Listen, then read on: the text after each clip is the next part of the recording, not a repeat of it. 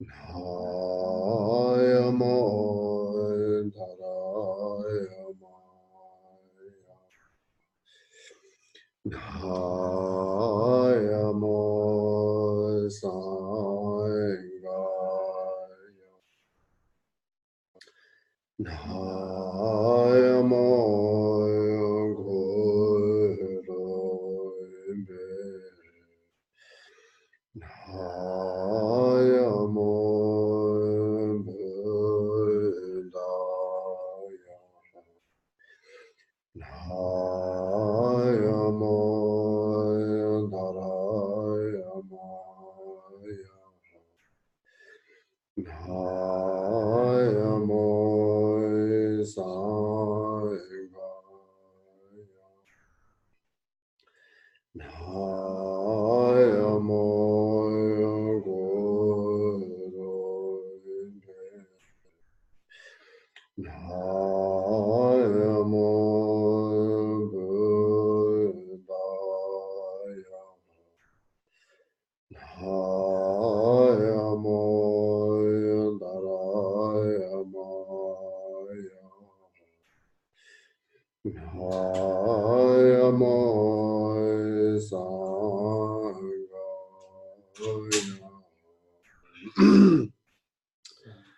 Sheme ye zhong sheme do zhang ri ra ling xi yin de gen ba san ye xin do me de wu wa yi zhou gu nam da xin la zhe ba shu yi da ma gu lu rat na men de la ga ni ya da ya I go for refuge until enlightenment to the Buddha, Dharma, and Sufis. By the merit of the teaching of the Dharma, may I achieve Buddhahood for the sake of all beings. Sangye Chudang Zoge Jonam Chancho Bardo Dani Gyapsu Bagi Chuje Gibe Tsonam Gi Dola Penche Sangye Drubarsh Sangye Chudang Zoge Jonam La Chancho Bardo Dani Gyapsu Dagi Chuje Gibe Tsonam Dola Penche Sangye Drubarsh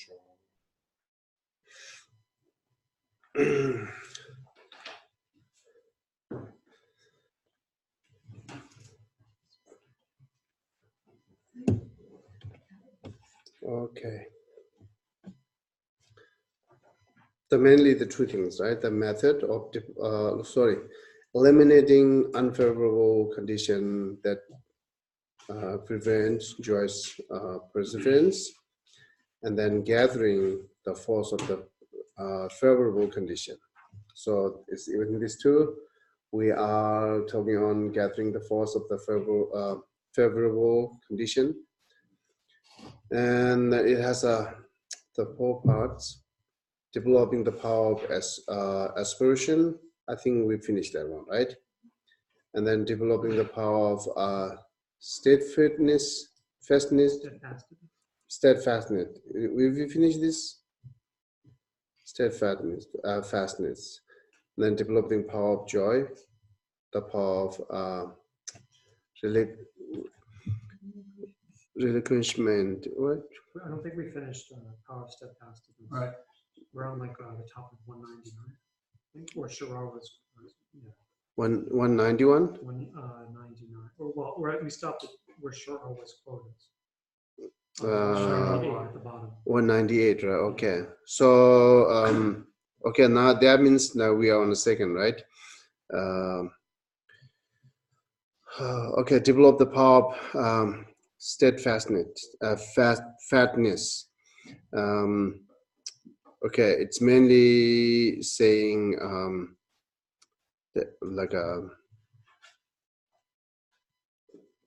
good to have that three confidence or three pride to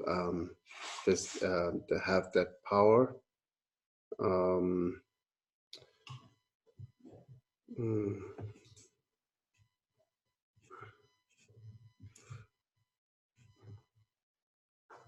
Okay.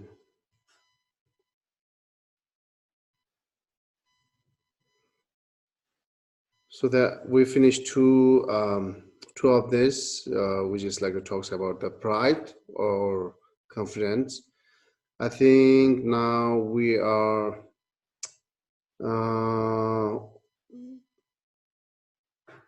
the second one. Do we finish like a pride of? It says, therefore, if you want to complete what you have committed yourself to do, cultivate three types of pride, engage in the Bodhisattva deed state. So, okay. Okay, I think finished that one. Sorry, yeah. We finished the pride about ability that we finished.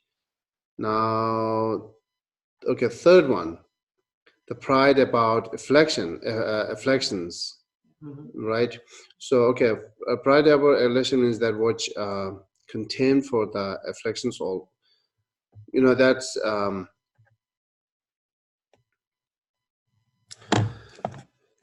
usually what we said it. We always under the control of afflictions. Our mind is under the control of afflictions. That we should do opposite.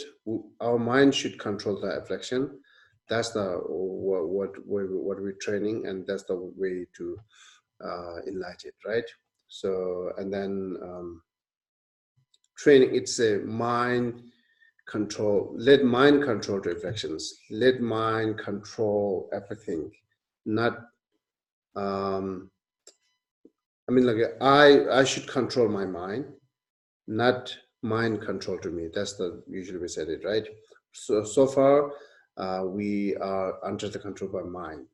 So we are not really controlling to mind. So therefore, training let you have that kind of power, let control to mind. And this is the one of these. Controlling mind means also controlling all this destructive emotion or mental afflictions. Okay, so Chupel, please read it. Sorry, what? Pride about affliction means 198 in the middle is called. Pride about afflictions means that with contempt for the afflictions on all occasions, you think, I shall be victorious over these. They shall never defeat me. It means being steadfast after you have generated the courageous thought to destroy the incompatible factors, engaging in the bodhisattva deeds states. I shall conquer all. Nothing shall defeat me. I, a child of the victorious lion, shall continue to have this pride. Otherwise, if you lose courage, even a small incompatible factor will harm you. Engaging in the bodhisattva's deeds, it says, even a crow acts like a Garuda when it finds a dying snake. If I am feeble, even a slight shortcoming will harm me. How can one who gives up, discouraged, find freedom from destitution? Sharawa said. Okay, so do you understand that even a crow act like a Garuda means? Okay, so the Garuda is one of the birds who are antidote for Naga, or the Naga. Most of Naga, that's usually said it. Most of Nagas in the snake form or animal or some other the animal forms comes in animal forms, and therefore the snake is also representative of Naga. Therefore, Garuda is antidote for that. So no matter how big the snake, how powerful snake, the Garuda is always antidote. It's a predator. Predator? Like it eats it. Predator. That's the antidote. So antidote means like the Garuda's like a, what's it like I say? Mice, cat, what? Cat is It's a predator to the mice. not just eating things. It's some kind of powering. At the power cat, like when mouse comes, like when cats comes, all the muscle mouse is scared, right? That's not just eating part of that. So same way the Garuda and snake. So now say crow do not have that kind of power, but when crow meets the dying, the dead body of snake, they act like a Garuda. They're like a, I don't know how to explain it. You know that, right? Fear of not. What's that? Fear. Yeah, it's fearless, and then they really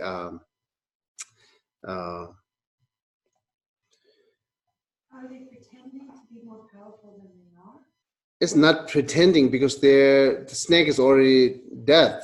Right. Not scared. They are no scared, right? They are no feared. The snake is alive. They may be scared. So what the main meaning is here, the next one.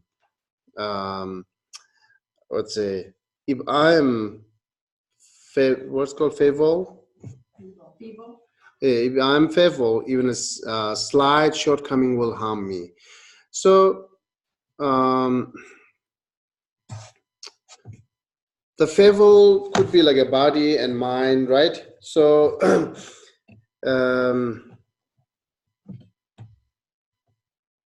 if my mind is very weak with anger or some kind of afflictions, even small reasons brings you that, cause you have that strong anger, right? That weak, that's a small reason brings you like a huge anger, that much harms to you with by a small reason. We don't need a big reason to have. Therefore, even like a small reason they kill themselves, it harms to you. So therefore, you need a more power to overcome by every obstacle or mental afflictions. So therefore, once you are weak with all these mental afflictions, you will never overcome by all this suffering and problem. And then that's the say even small reasons cause you have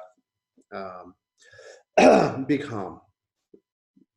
Same as like a crow act like a Garuda when meets the which snake do not have any power, right? Which you don't have any power, then mental affliction will be overcome by to you.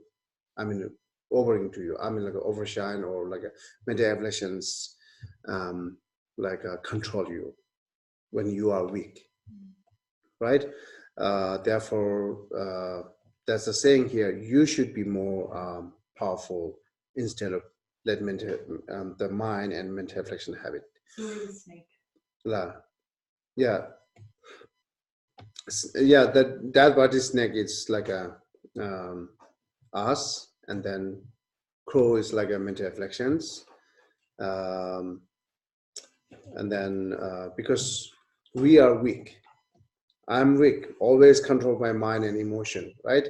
So that's the I'm weak. Therefore, even small reason is cause me big harms. That's the reason. That's the meaning here. Said it. Okay. So okay, now what Sharawa said it here. You know the Sharawa is one of the Katama master, right? Yeah. Sharawa said, "The happiness of those who cast aside the teaching does not exceed their happiness before doing so. Consider the fact that if you give up the teaching in this lifetime, you must hereafter undergo endless suffering. If you make no effort, the afflictions will not look upon you with compassion. Also, the remedy will not say, 'You are unable to cultivate me, so I will complete the task for you.' Even the Buddhas and Bodhisattvas will not be able to protect you.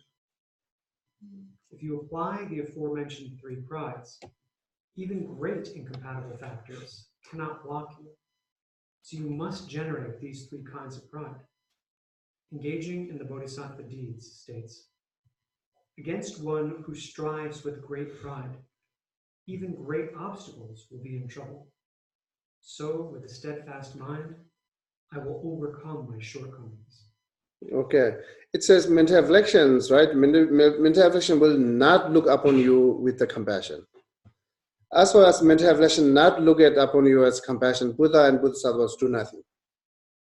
This is unique practice of Buddhists, right? Buddha and Bodhisattva is not always like a helpful to us. Yeah, they cannot do let you enlightenment, right? They cannot free from like a I mean like a they cannot take your suffering from your body and mind, right? So therefore, that's a said it. So it's a if you really looking happiness, then what do you have a more happiness you abandon Dharma or you abandon teaching? Is there any more happiness you have it?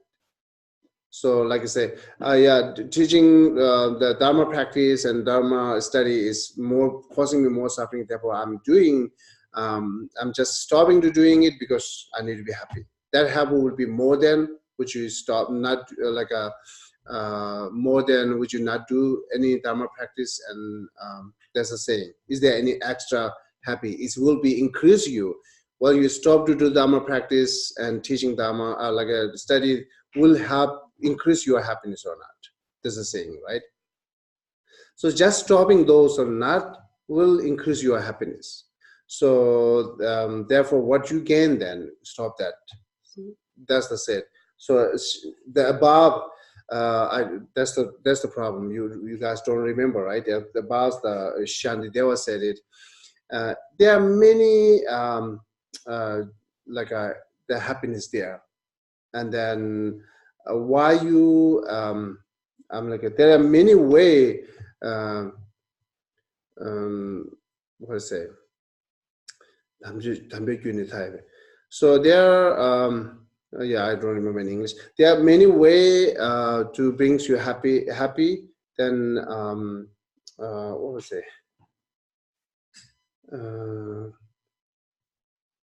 damje gawe chopane gawe gyuni thai damje gawe chopane. This is there are many cause and conditions bring to happiness, but the supreme cause and conditions bring to happiness is Dharma practice, which you abandoned it, then what you gain, what you really gain, it's said in earlier, right? So same way here, it's saying it will not increase your happiness and enjoyment while you stop Dharma teaching and practice. You understand?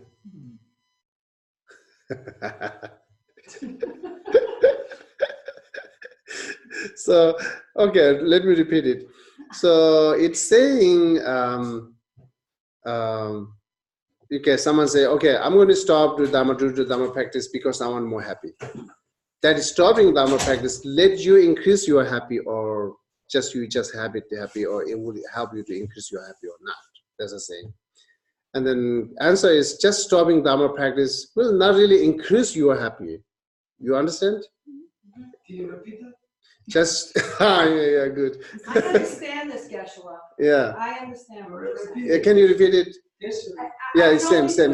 only put it to myself, and we spoke about it many times. I came to the Dharma to stop the suffering, but when I found the Dharma, sometimes I'm suffering more. Mm-hmm. So even though I'm suffering more, if I stop now, if I say, oh, you know what, this I can't do this anymore, I'm suffering too much, I still wouldn't be happy if I stopped. So I have to keep. That's the exactly said it. Yeah, that's the saying here. It will not even it will not really increase your happy, right? To stopping Dharma practice.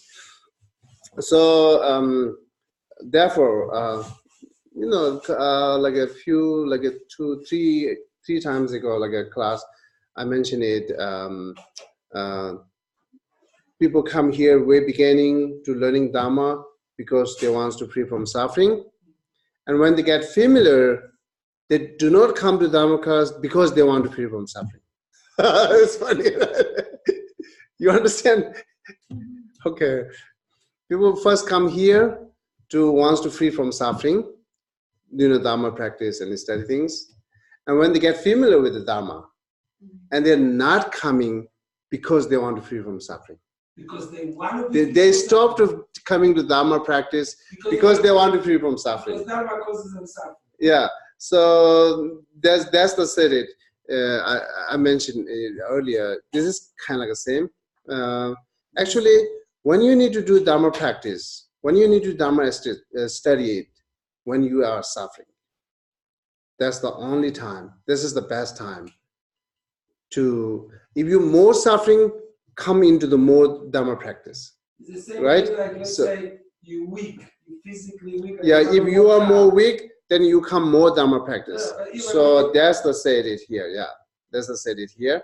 Therefore, same here. Say just stopping to Dharma practice and it will not increase your happy. Therefore, even like a mental affliction will not have a compassion to you. Within compassion to you. Also, the remedy will not say you are unable to cultivate me.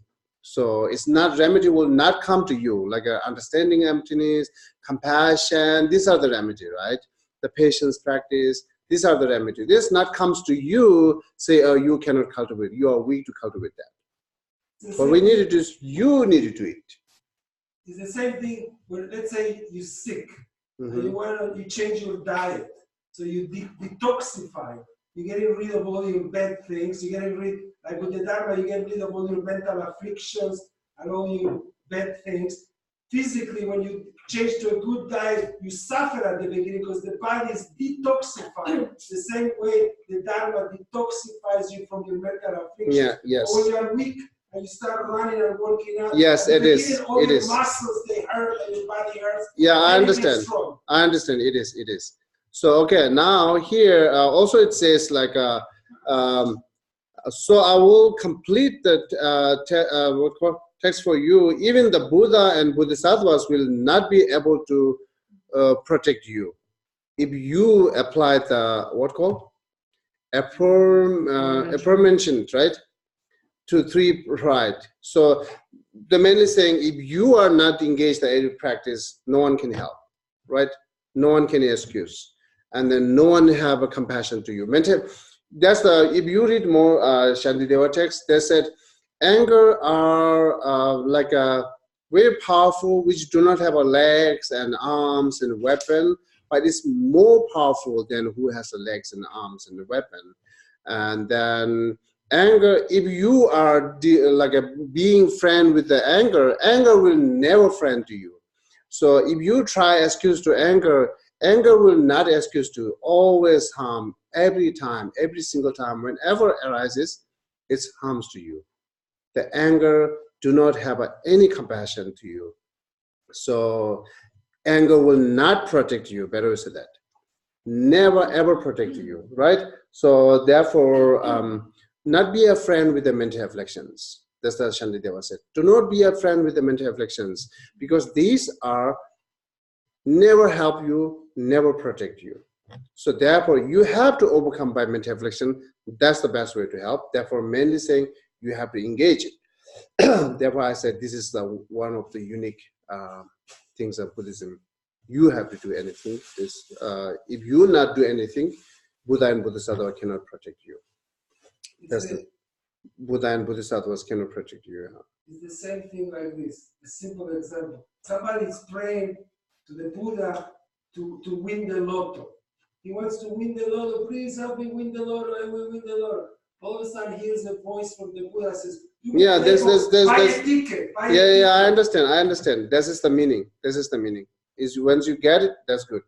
And then okay, it's called pride about afflictions because you have contempt for the afflictions, and then when you destroy them, therefore it's called the pride about afflictions, which is need to be challenged to afflictions, which need to be destroy afflictions. That pride, say, yeah, I can do it, right? So I can do it. Therefore, it's similar as a pride. Therefore, it's called pride about afflictions. But it's not the pride which is the real affliction, right? These three pride are not afflictions as things. Okay, and now, okay, some commentators to engage the Bodhisattva deeds. Okay, Shubha, can you read for me that? Some commentators, to engaging in the Bodhisattva deeds, explain this pride about afflictions differently, but I think the above explanation accords with the text. Thus, stop expecting something from others. and put on the armor of doing it alone. That is, be confident and think, unlike me, others cannot do it. I can do it. When you practice this perspective, you are sure that you will defeat the afflictions, that they will never defeat you, and you consider that it would be a mistake to abandon your commitment after a while. Train yourself until your mind is steadfast in the desire to finish everything to which you have committed yourself after you have carefully examined whether you can do it. Okay, so let's say some commentators of Engaged Bodhisattva did explain this pride about affliction differently. Differently means not the meaning different. The Shantideva quotes, right? The Shantideva stanza line is say, okay, here to here talks about first pride, and here to here talks about second pride. That's the only difference. The Lama Tsongkhapa has a less word, less line. Some are like they're long line. They added more other lines on that, saying, okay, the first pride talks here to here. That's the only. This is not big deal for us, as well as we understand that, Lamrim. So therefore, it's differently, right? Afflictions are differently. But I think the above explanations accord with the text. Okay, so which is Lama Tsongkhapa already explained here. When he said first pride, then at the same time he quoted by Shantideva text. There are one or two lines, same as like a second and third. Yes, you're talking too fast. Slow down. You're talking faster than Oh, English. It is English. You're talking too fast. Your English got better. It is English. Slow down. Slow down. You usually talk slow. Slow Okay. down. Please, thank you. Okay, let me drink tea then.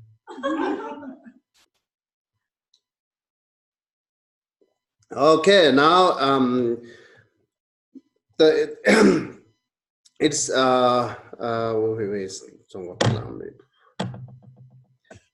that this is talks about the develop the power of steadfastness, right? And now we need to talk about the develop the power of joy.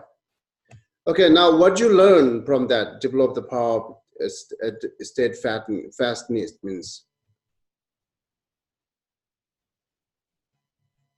how you can have. This is the gathering force of the favorable condition. This is the conditions that the force of the favorable, right? Therefore, okay, maybe then you read it again, that Lamrim, the how I need to develop, what I need to develop, right? And then we try to bring some kind of joyous perseverance. So then move to next, develop the power of joy.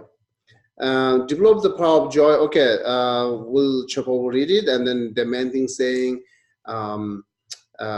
even you are whatever you engage in, all this study, practice, meditation, engage with joyously, happily, and then not just stop in the middle. Continuous like a practice with the joyous.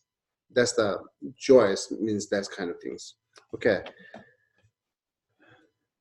You develop the power of joy after the power of aspiration. An intense yearning produces a joyous perseverance not previously present, and you have achieved the power of steadfastness, also called the power of pride, which causes the perseverance that has developed to be irreversible. The power of joy means that when you would first engage in an activity, you do it joyfully. And once you have engaged, you have a sense of being insatiable and that you do not want to discontinue the activity. With respect to how you develop this sense of insatiability, engaging in the Bodhisattva deeds says, like those who want the pleasure that results from play, Bodhisattvas are passionate about any activity they have to do. Insatiable, they take joy in their work. So strive with an attitude like that of children who engage in play without being satiated. That is, you must be just as insatiable about what causes pleasurable results as you are about the results themselves.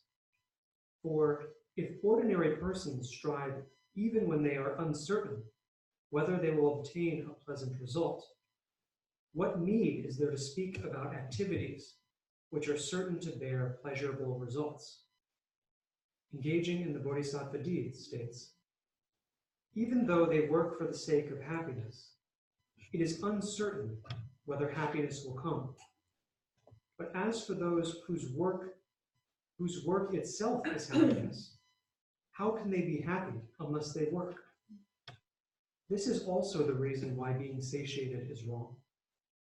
Engaging in the bodhisattva deeds says, if I am never satiated by sensual desires, which are like honey on a razor's edge, how could I be satiated with merit, whose fruition is happiness and peace? Develop an attitude of being insatiable, thinking, indulging in sensual pleasures is like licking honey off a sharp blade of a razor. It is the source of a little sweetness, but it slices up the tongue. If I cannot get enough of this experience, which gives me great suffering, for just the sake of a slight, temporary pleasure, what sense could there be in feeling that I have had enough of the collections of merit and sublime wisdom, which give flawless, infinite happiness, both immediate and long-term? Thus, in order to bring to completion the virtuous activities in which you have engaged, enter them as a sun-scorched elephant enters a pleasing lotus pond at noon. Train in this attitude until you produce it. Engaging in the bodhisattva deeds states, thus, in order to finish the work, I shall enter into it just as an elephant, scorched by the midday sun, comes upon a pond and plunges in. Okay, this idea, it's like how you keep continuously have joys while you engage practice in anything, right? So it's a thing that the worldly people are even like a small result, how much they work hard, but the result is very small and temporary. If they do work hard for that, and then why not do which is brings you huge result and then permanently this lifetime and future lifetime? It's like a huge benefit. Then why you not engage that in Dharma practice, which you brings you huge like a big benefit? And then also think that some are working hard, even they don't know, they have a doubt that they will have result or not, they will have benefit or not, but still they work hard. But then why you not engage the Dharma practice, which is make sure that you have a result and benefit, right? And also said it that some are like a very temporary happiness, that they just do very work hard for very temporary happiness or small amount of happiness. If they work hard for that, or like a not what called insatiate,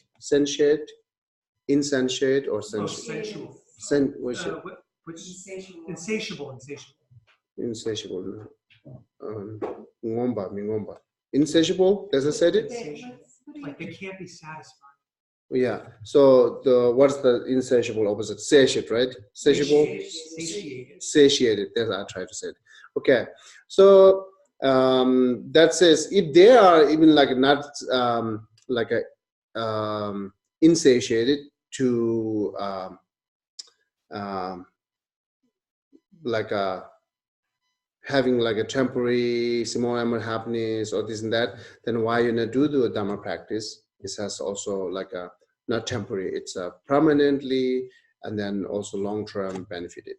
So these are this. You think, compare it, then you change your mind. You develop your power, or you develop your like enthusiastic to think this one. To enthusiastic on Dharma practice, right? Developed it, that's I said it. So changing mind and developing is always depend on think. And then you found more reason, you found more makes sense, that automatically comes in that. Yeah, that's I'm keep saying it. And okay, these are the idea to bring you the power of the choice. when you engage any kind of practice. And then fourth one, what is the power of, okay, now say the power of relinquishment. Okay, Chip, I'll read it.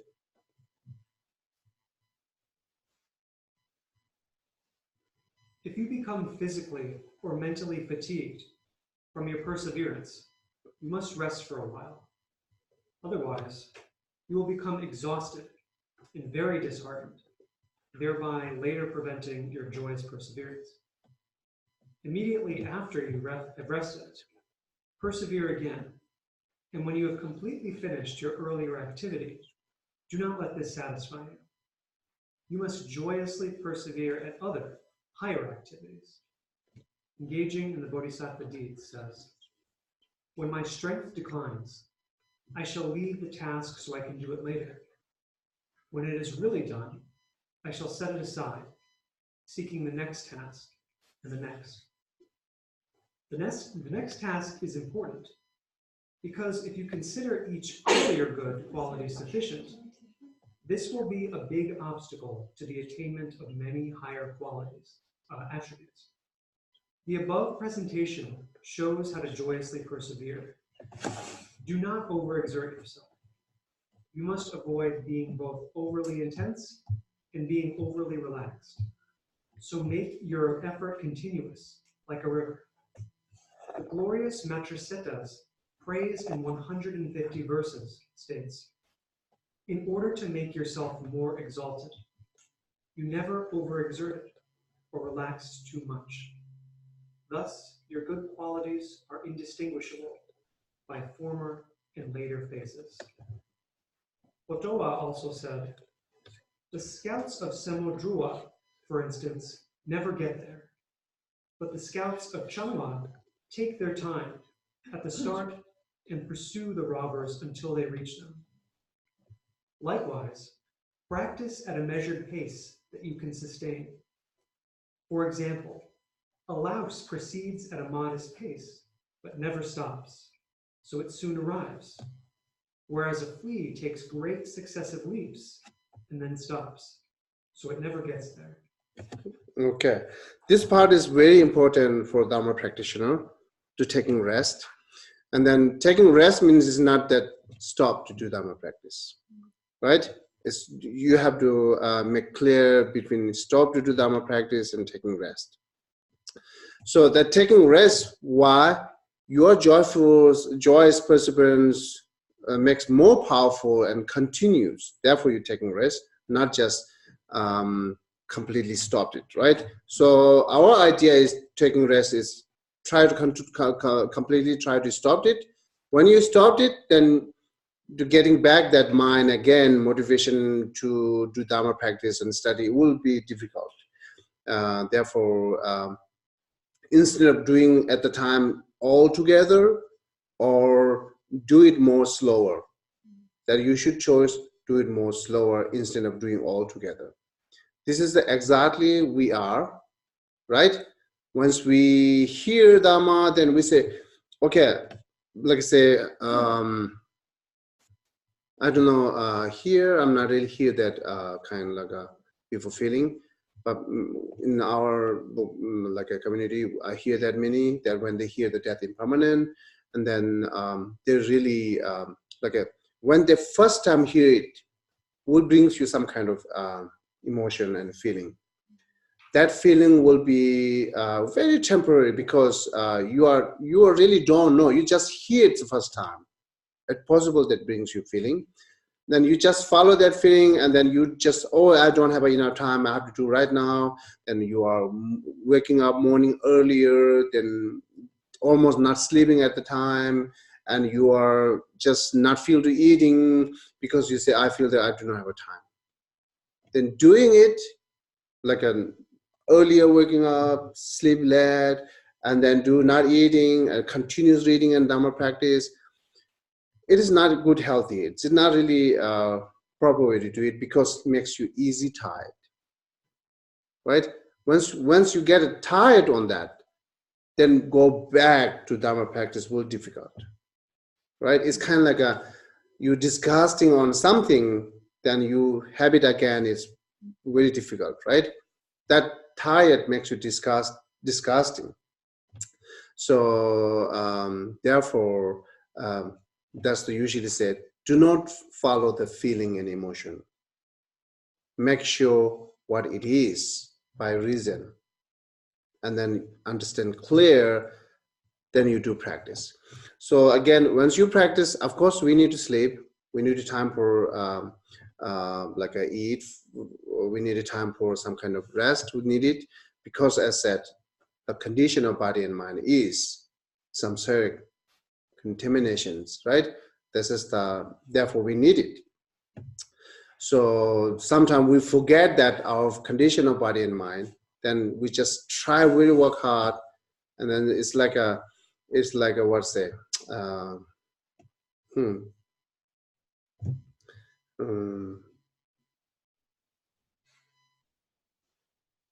yeah, that's the example. It's not suitable for not suitable in English, but anyhow. So that's a just be continuous is more important than try to complete everything in the small like a short period. There's a children's story in here. It's called the tortoise and the hare. The hare is a rabbit. It goes very fast. The tortoise. Yeah, that's the understand. Yeah, that's the exactly. Yeah. So therefore, continuous will be the more benefit, and like you can accomplish something, right?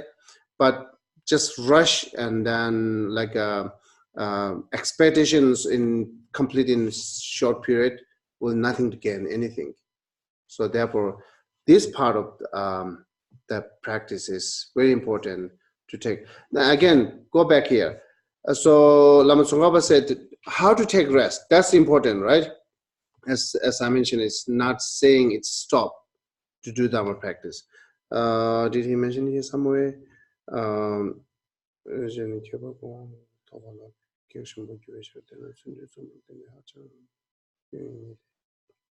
Okay.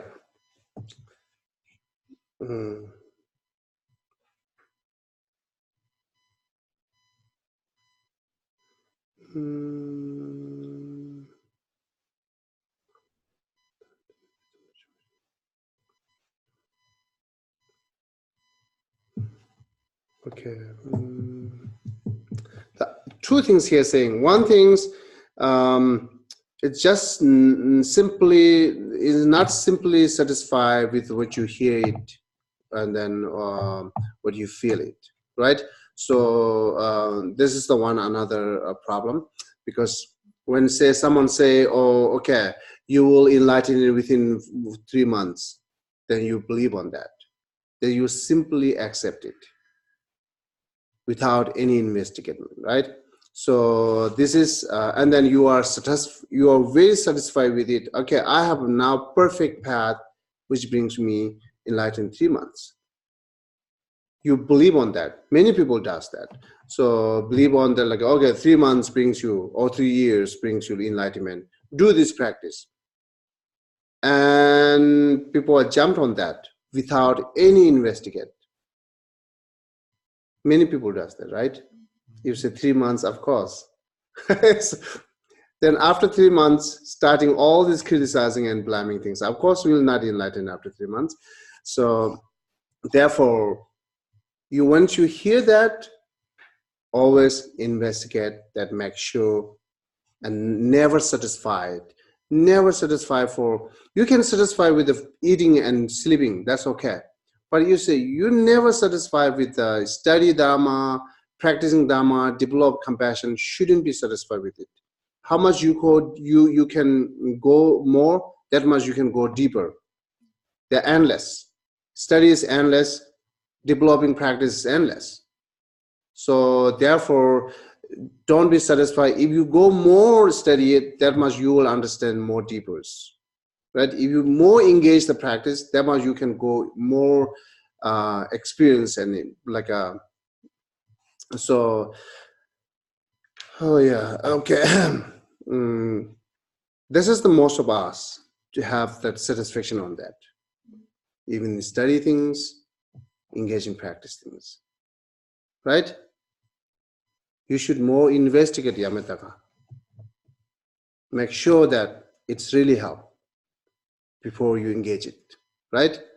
So otherwise, someone said it is this and that. Who knows? Could be wrong, right? Doesn't matter who said it. Lama Tsongkhapa said it, Buddha said it, doesn't matter. Could be wrong. So therefore, and then it's very important to one thing be once you engage it, being continuous. Another things before you engage it, investigate it, never satisfy. These two things needed within that this practice, the power of what called relinquishment, right? That's it. Right? That's it. What is it called? What? Relinquishment. What's it again? The power of relinquishment. Oh. Relinquishment, okay. Yeah. So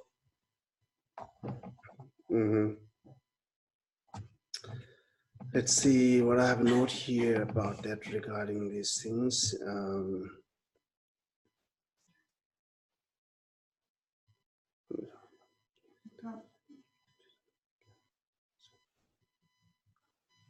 What's that? Oh, I was just gonna say the problem is sometimes when you're new and you're all excited and you don't know enough to investigate, so you're just very bubbly at the beginning.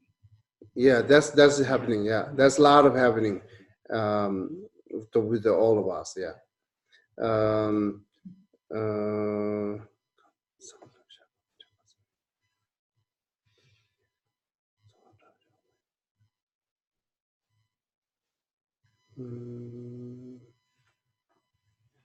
Okay, so one of Kadama Master said, how you can be continuous, or you make it every day, every day your all this activity put in Dharma, or make it keep your motivation doing Dharma practice and study Dharma practice. It says how you need to do it. Once you this morning, just for example, right, the morning time you do prayer and then you do some kind of meditations, makes you feel good. Then same time you think, if I could do this also afternoon, would be great, right? And then also same time, once you're doing it the afternoon, you will feel good. And then same time you think, if I could, it will be wonderful if I could do it in the evening, right? Then you did. Then continue to do that. Today you did like 3 times. Then you say, oh, it will be good if I can do whole week. It will be good if I can do whole months and years. That's the way you like encourage you by yourself. It will be good if I can do whole entire my life. So that's the how you need to develop.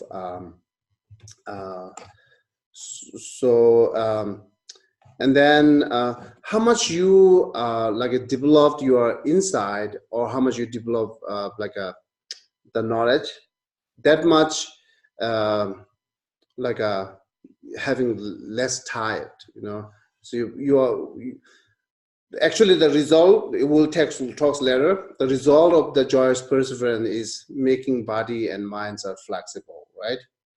That's how much you become flexible, it will be less tired. Then it kind of you doing Dharma practices makes you resting.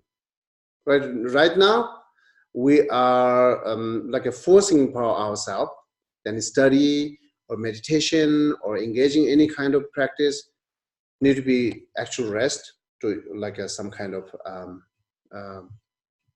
relax, right? But continuously doing it, then meditation, you feel that meditation is I'm resting. When you do meditation, I'm resting. Not that you are stopping meditation. That much you will be feeling it. And then you're doing Dharma, you're engaging Dharma practice, you will feel that I'm resting. It's never tired. So you are studying Dharma practice, that you feel that I'm resting. People read book more, right? And then say, I'm resting, and really they read the book. That's true, it's resting, it's depend on how you are thought, right? And people say, oh, now I'm resting, but they do in the garden, right? They feel that rest, doing some gardener work. This is just change your, repeating your work continuously makes you tired, and doing some other things makes you rest. So resting is not that you have to totally stop it, right? So if you are tired with the one book, different book makes you rest. So therefore, but never stop that reading book. That's the saying. Never stop reading book.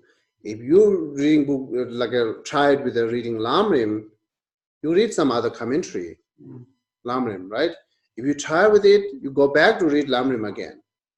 But either way, you are continuously reading it. That's how we need to be rest. So it's not really stopping, right? And then say meditations. If you are you tried with the meditating on single pointed mind, then you do meditate on analytical, will makes you rest.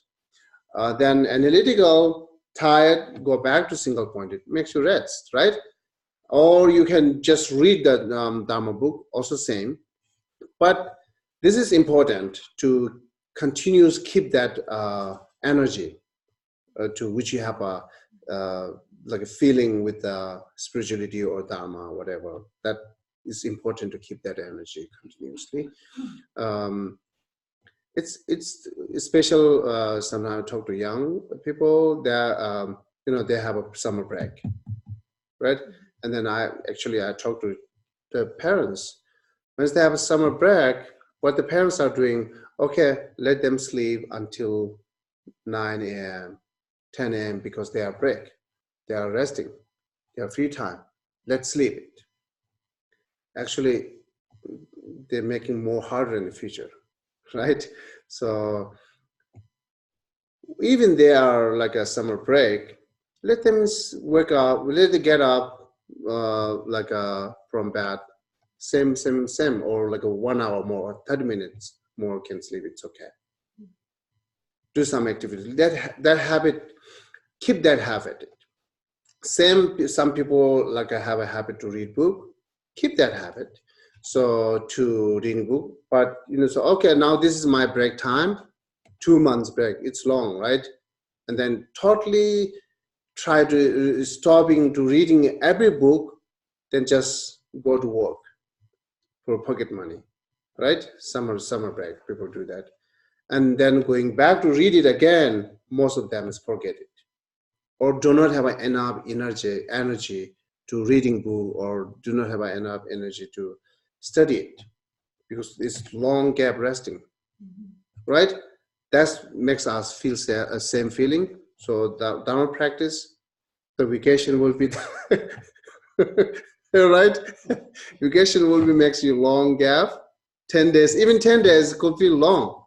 You totally stop to reading and everything, 10 days. Then after 10 days, you will not feel to read same. You do not have a same feeling as you're reading before.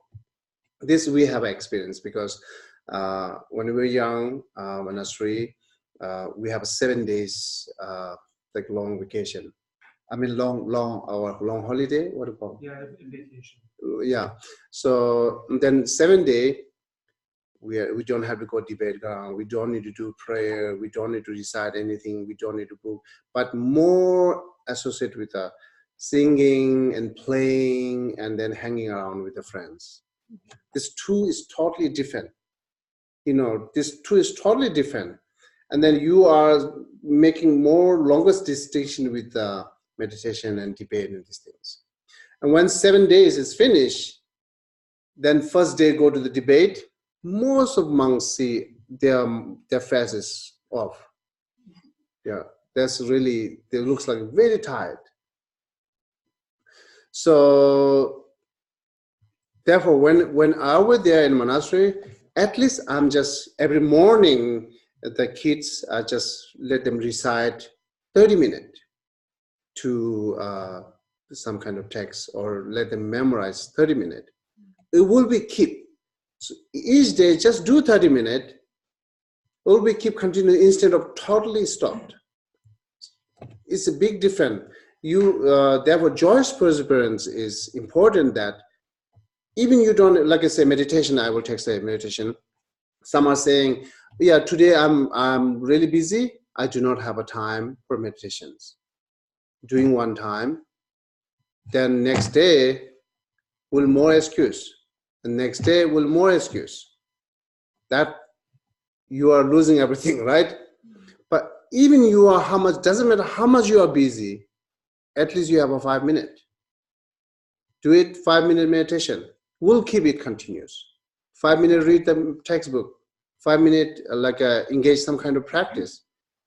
Just keep it. We'll keep that energy continuously. And it's like when you free time, makes you easily do more. You totally stop, and next day, once you are free, you will not do more. You just very like a short period practice or a short period read the book. That makes us the bad habit, and how change it. Therefore, here says resting is important. And then resting is not stopping. Again, I'm repeating here. It's like a resting is do similar things, other things, right? Once you rest like a tired with the repeating in one things. And then one more time I'm repeating. That's the one of Kadamba Master said it. It's the Geshe Potowa actually. Geshe Potowa said it. He's Byubung Wombo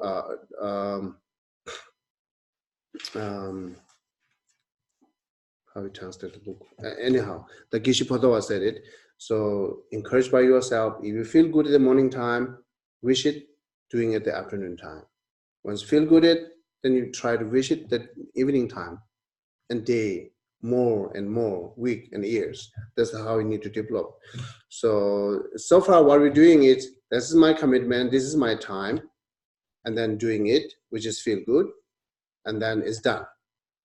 Never just bring it the furthermore, right? You are in like intention or motivation, not like a let it make it wants to do more. So you have to make it wants to do more. So therefore, your good feeling is the perfect example that at the time, oh yeah, it's very good, it's meaningful, and then this is the best activity in life. Therefore, why not I should do more?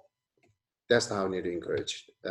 This is the fourth one. Okay. Do you have any question? It is the part of saying gathering the force of the favorable condition, the 4R. Do you have any question on that?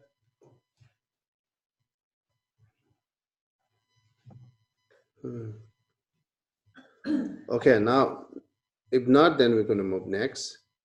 So based on the elimination of unfavorable condition and the accomplishments of favorable conditions being intent on joyously prospering. Okay. How do you know if you're being overly intense?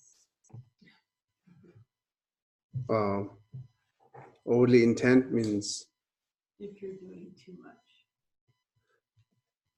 It's hard to judge when you're the judge.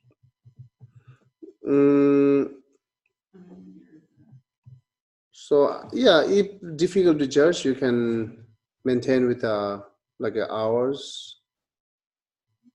You know, some like this much hour I'm reading, this much hour I'm resting, and then I'm doing it again, right? So because once you have a strong feeling at the beginning, you say, right, I want to do it, I want to do it more, I want to do it more, right?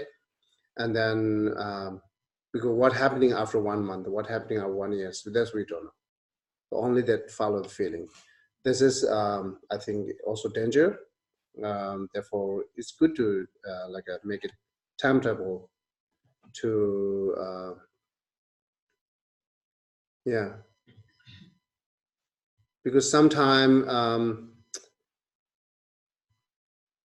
yeah, that is the usually in our daily life to one thing's repeating 100 times, that after 100 times repeated, you really don't want to do it again, except the sleeping and eating food, right? So there anything that you repeat 100 times, then really you want to do it Yeah, there are things. What kind of things? We can discuss it here, like you said before. Not really, right? What? What kind of things? We can discuss it here. He wants to talk about it later. Oh, I see. Okay. So therefore, that repeating is, many times repeated, then easily, then after that we are really don't want to do it like as your job, right? What if it was something like, you knew you were saving something, like you knew you were helping a child, and you helped 100 children and it was successful, then you would want to help the next one. Yeah, you never want to stop. If it was something positive like that. Continuous help the 100 child, Yeah. then would you want will to have help. some yours. You wouldn't feel tired. Never know. How about your dog? How about your dog? How about your dog? Oh, my dog, yeah, Yeah. I'm ready to do Then another one. Did you rest? Yeah. See how long it goes like this dog repeating. So because this is the the way of our life, the condition of our life. This is like we are satisfaction. We're having satisfied. I mean like a. Okay.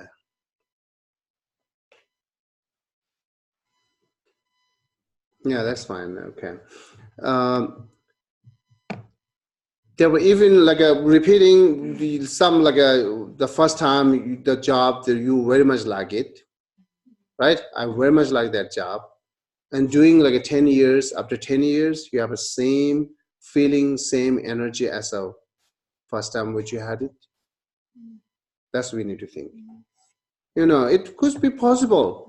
That is not taking as example. I'm taking majority.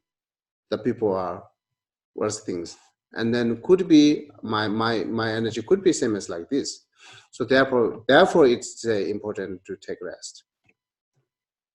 But what you're saying, I think you were saying, is that when you take a rest, it doesn't mean you just stop the Dharma practice altogether. You maybe find something else to, maybe if you have a meditation practice, maybe you choose a different object to give a rest from one object and you practice on another object or something like that. Yeah. Is that what you're saying? You don't really stop. Sometimes what we're doing is reading book, right? And never understand. Even like a 4-line, reading it, never understand. And repeat it, never understand. What do we do? It stop reading it and take some fresh air outside.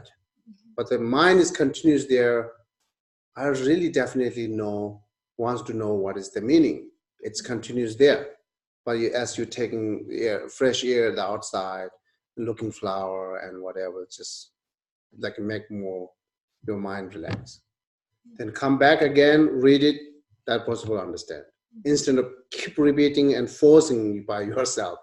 It makes you more like a dull, it's literally blocks you understand.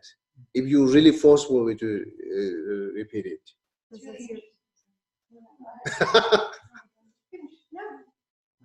I was going to say, when we train people to do peak performance, so to reach the maximum of a certain field, we suggest exactly that they focus on something and then they take a break and then come back. And they don't do it steady all the time because you're burning out.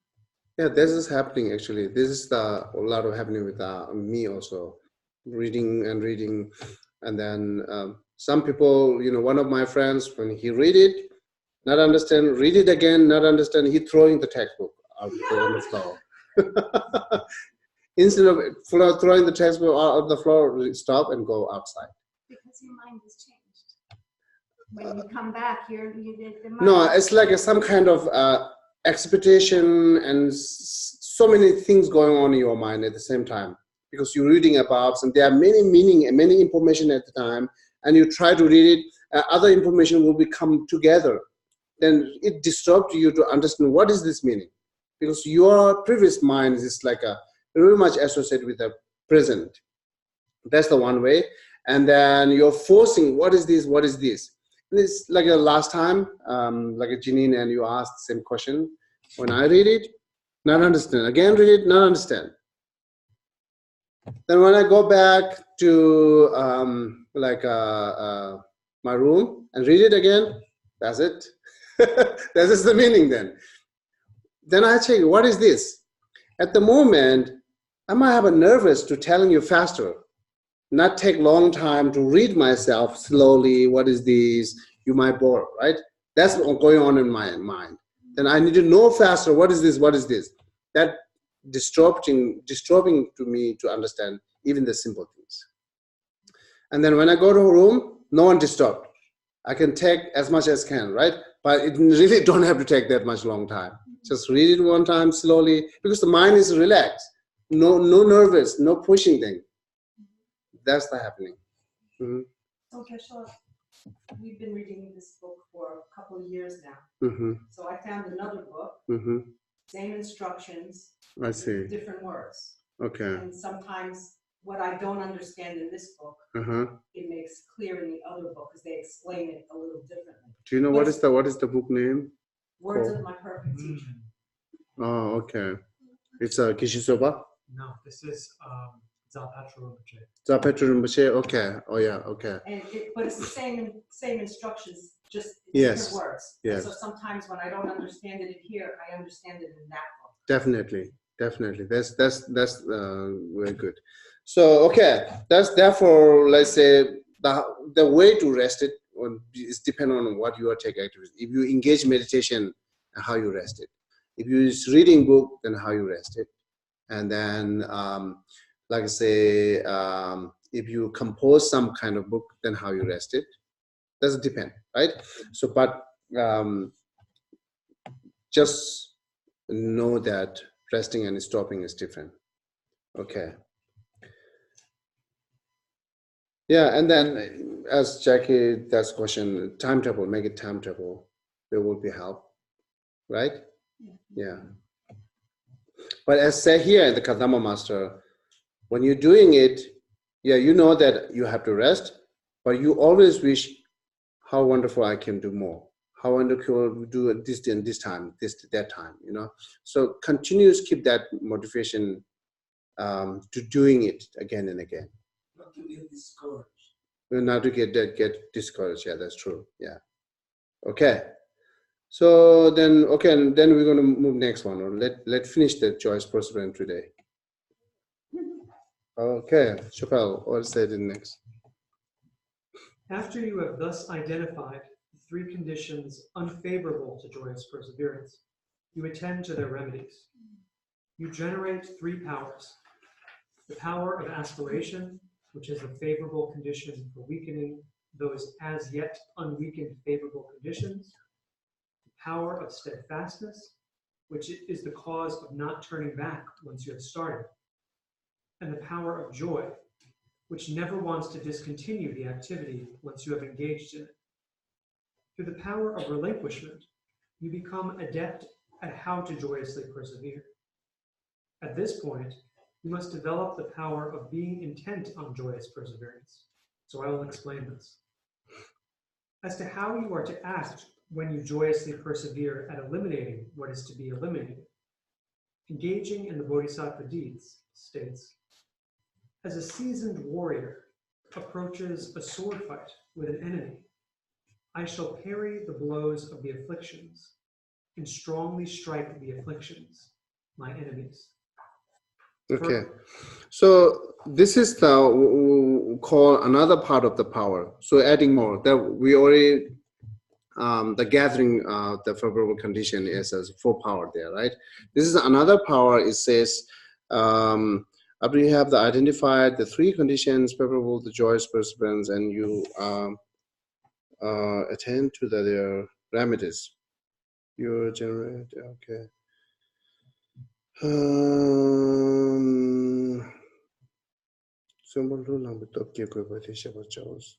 It says like here, as to how you are to act when you joyously persevere at eliminating what is to be eliminated. I think somewhere it says the power. At the point you must develop the, oh yeah, here. At the point you must develop the power of being intended on joyous perseverance. This is the one, this fifth one, the fifth power, right? So again, it is what is main, the engaging is just doing continuously. That's I said it, and that power is, say, usually maybe read the next one and then I explain together. It will be more easier. For example, when seasoned warriors, the adepts who are accustomed to the activity of fighting battles, enter into a sword fight, etc., with their enemy, they do not put value only on destroying their opponent. Rather, they must accomplish two things: skillfully avoiding the blows of weapons directed at them and destroying their opponent. Likewise, when practitioners battle their afflictions, they must persevere as they become proficient in two things: taking defensive precautions and thus avoiding a wound to their mind, and, on the offensive, destroying the afflictions by applying their remedies. For, otherwise, while they may use the remedy to stop the activity of one portion of the afflictions, they are either robbed of some aspect of virtue by other afflictions, or else they develop a great fault in their mind, so that the harm of the afflictions and the creation of virtue are equal, in which case it will be hard to make further progress in the virtuous practice of applying the remedy. Okay. So yeah, the power of joyous, what's the power of being intended on joyous perseverance. Here, it says it's like a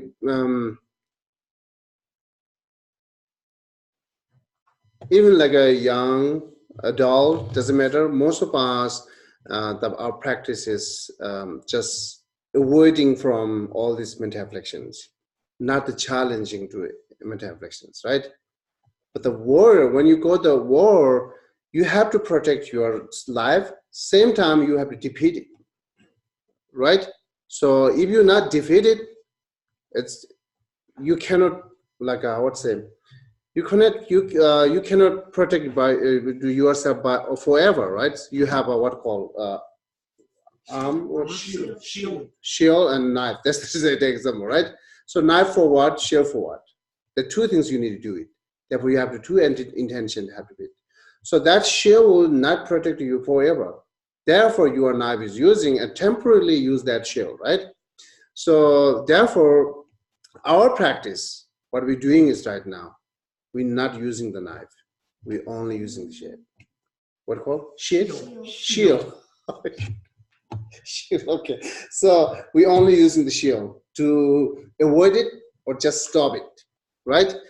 But it will come again and again, these all mental afflictions are, right? So because we not use the sword, because you do not have an intention to destroy it, right? So therefore, most of people choose the meditation, single-pointed meditation, because they only want to stop it temporarily.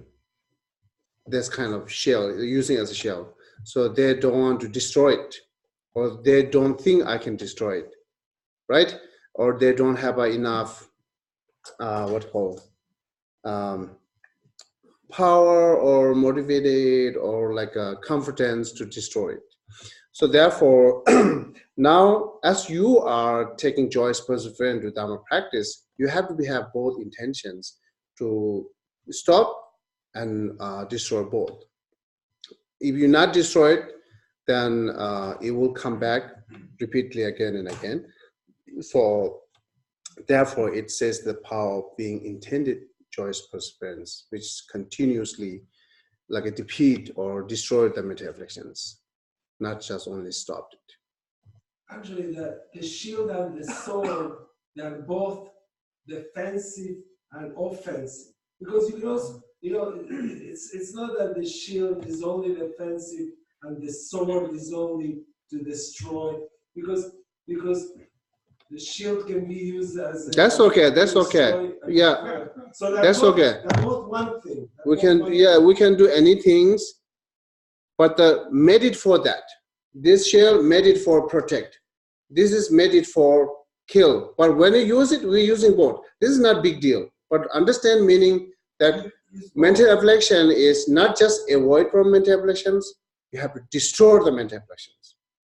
That's the meaning. Right. Okay. Doesn't matter what examples go this and there, right? So that's the point things. Therefore, you have to use both of them. Use it. Right. Yeah. So if you have a gun and there's shield, then what are you going to do it? You have to use both of them. Okay. It's a really big deal? No. It's not a big deal. Okay. So, okay. So you understand the meaning, right? You understand the point here is once we apply Joyous perseverance to Dharma practice, you should have that kind of both intentions to avoid or destroy. More things is you have to destroy that mental afflictions, right? So that's the saying here. And again, I'm repeating because this is important and this is the way we do it, whether we understand or not.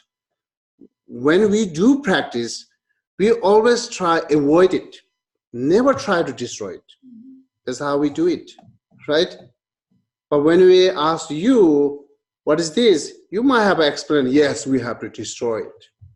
But actual practice is not doing it, right? So therefore, you should engage the practice for destroy the mental afflictions, not the avoiding the mental afflictions.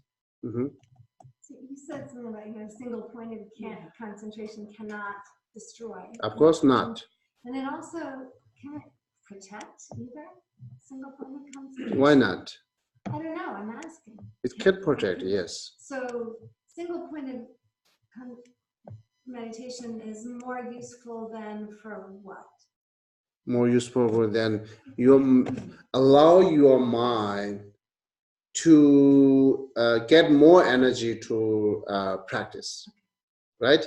And then get more focus on practice, right, instead of distraction mind, right?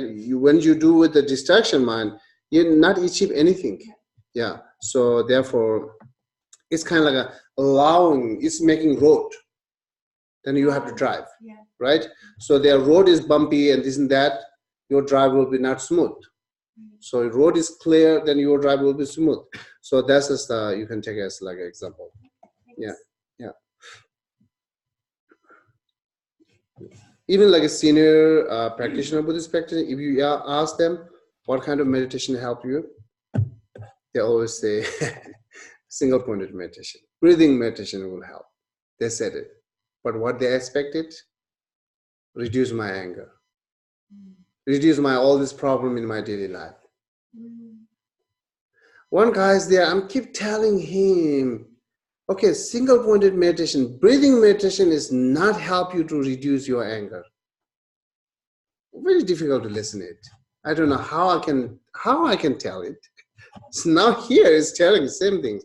So because meditation makes me feel good. Of course it will feel good, but it will not help you to overcome by that difficulty forever, right? So therefore, this is the preparation. Then you have to do some other things. You have to do some other things. Dalai Lama explains that only analytical meditation can take care of this. Why then difficult to understand people are? Why? If they knows, whoever explained, like they knows what we need to do, but still why they hanging around, like just hanging with the single pointed meditation, just hanging with the breathing meditation. Why? Because maybe the other one is too hard for them, or they cannot do it. It's too hard to. That's the problem. That's the problem. That's the said it. Someone do not have a patience for Dharma practice because they found it hard. Then what do you gain then after that? You have this is exactly said. You have a extra happiness. Your happiness increases. No. Yeah. And also said it, suffering, life is suffering, as said it, right? If life is suffering, anyhow, anywhere you have to have suffering, then why not take suffering with some kind of meaningful life? Take suffering with some kind of long-term goal. You can have suffering if it brings you long-term goal, instead of having suffering with do nothing, right? So because either way do you have a suffering, this is the condition of life. And then the working hard, it's one kind of suffering, but behind that it brings big result. Or like a not working hard or just thinking how big it is suffering is another type of suffering. You will not gain anything. Only that you are adding suffering more and more, just thinking how life is worse, how love is like a difficulty. What is the, just thinking this is repeatedly. It is not really help, that we all know. Therefore, just try to stop it. It's another suffering. Trying to stop to thinking how life is worse and suffering, right? This is another suffering, but it will bring you a lot of good benefit. Because that will not remaining forever as a suffering, right? So therefore, yes, I think when Rinpoche talks in California, someone asked, or doing medicine Buddha Puja is, let me remember the question.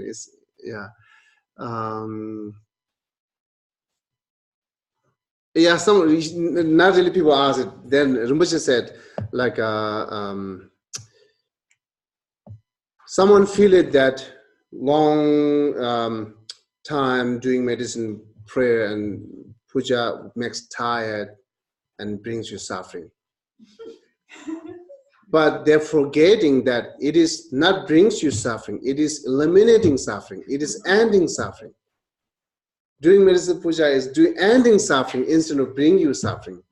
But they will feel it brings you suffering because at the moment, yes, I feel my knee suffering, pain, and long time looking out clock again and again. So, yeah, not focus on that. Do not believe on that. Therefore, Misha said, it is not brings you suffering. It's ending suffering.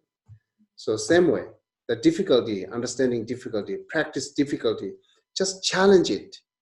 If it is brings you good benefit in the future, it is brings you overcome by suffering, it's caused you to overcome by suffering, why not you just work hard? This is the all example saying here from beginning to here right now. So the people are work hard for small like a amount of benefit, or very temporary benefit. We really work hard for that, right? Then why not work hard for Dharma, which is brings you a lot of benefit, long-term benefit? That's the said it. Yeah. So most people find it, that's the one of true. They find it hard, therefore they give up. But besides that, what they're trying to overcome by suffering, nothing. Nothing. If they have a better remedy instead of Dharma, I will do that. We will do that. Of course we will do that. So because we are looking overcome by suffering. But just finding this is the work hard, or meditation on emptiness, meditation on compassion. So when we lead the meditation on compassion, people really not participating on that because you have to think a lot. All sentient being and suffering and and then wishing that all suffering eliminate, wishing that all suffering is gone, not really enthusiastically participating in that because it's a lot of thinking, it makes tired. Right? This is the difficult for me to lead compassion meditation. But beyond that, what they found it the perfect remedy for overcome suffering. Maybe not. Maybe nothing there, right? Yeah. So far, I like to say nothing there. We'll see. Therefore, don't miss the choosing things.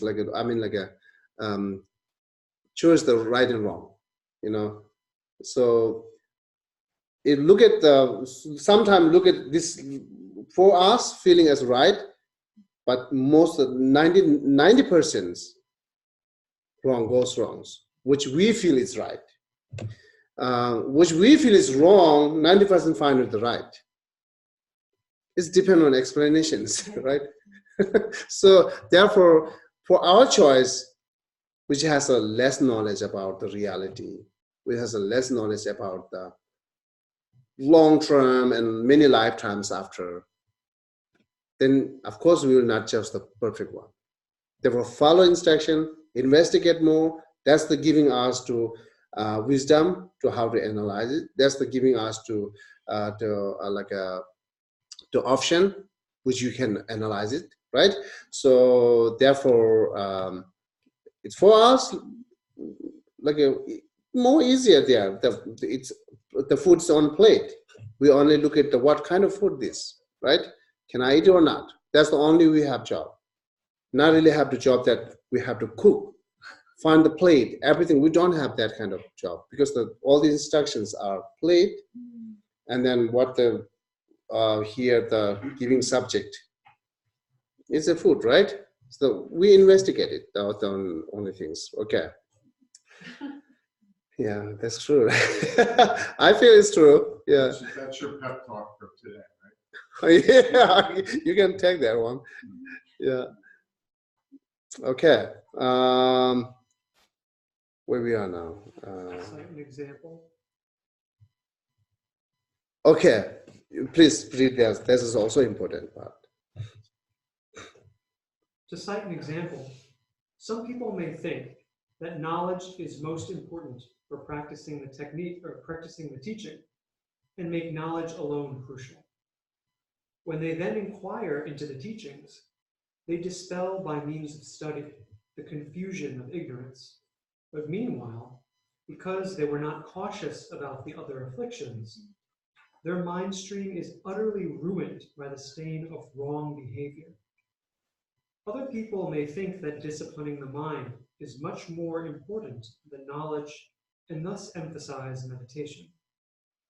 Casting away caution about the enemy, confusion, they neither study nor learn the teachings, so they become greatly confused about engaging in what is to be adopted and rejecting what is to be cast aside under the rules of the vows they have taken, and are thus continually overcome by infractions.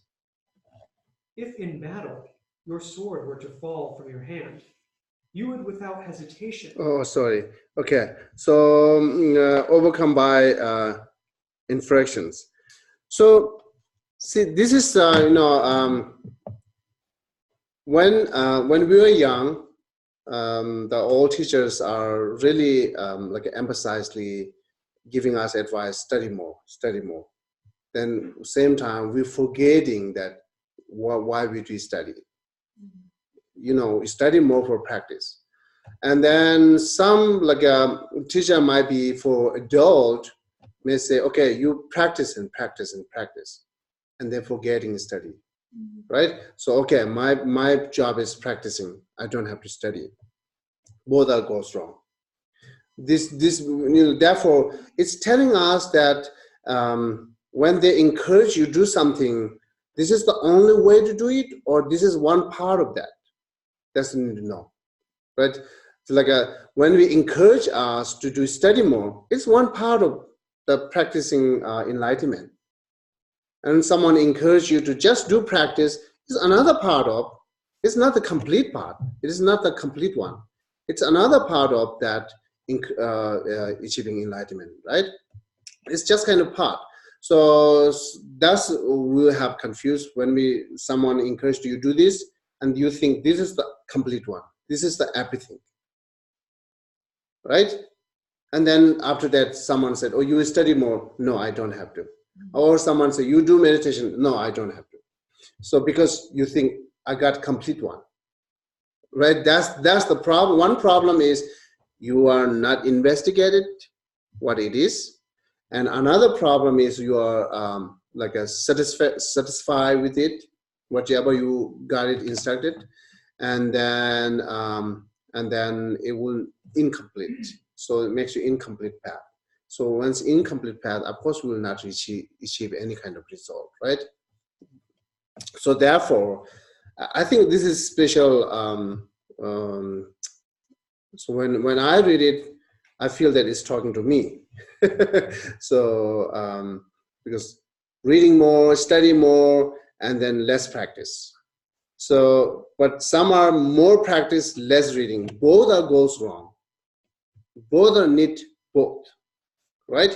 So therefore, 3 wisdom. That's what we said. 3 wisdom. Here, wisdom for study, and then complete the like a reflection wisdom or analytical wisdom, and the meditation wisdom. All these 3 wisdom we need it. And then also when you hear whatever you hear to apply to practice, whatever you're practicing have to be hear it first. So it cannot be separate, which you learn what you need to practice. If you make it separate, then you have always have a question how I can meditate. Learning Lamrim beginning from right now and still asking how I need to practice, because you are making separate what you need to study, what you need to meditation. You never feel that what you are study is for instructed you meditate. You do not feel that. Therefore, we feel separate. Can I ask a question? So, for you, as a person who's been practicing for a very long time, is your whole life, I mean your whole life, is Dharma practice? Like it's still life is there, left over, never know what happening. But until today. But as you, I mean, when you wake up in the morning. Okay.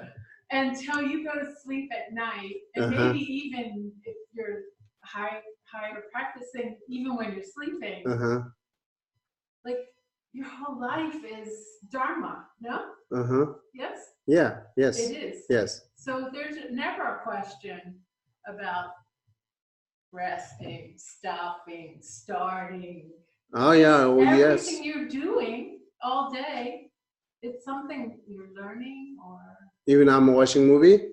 Yes, even when you're watching a movie, because you see the lessons, right? Yes or no? Yes or no? My answer is yes or no. Yes and no, right? My answer is yes and no. Times that you get lost, but I mean, but what you mean is like saying, you see the dark lesson. Okay, then I will take that. Then what? Then after that?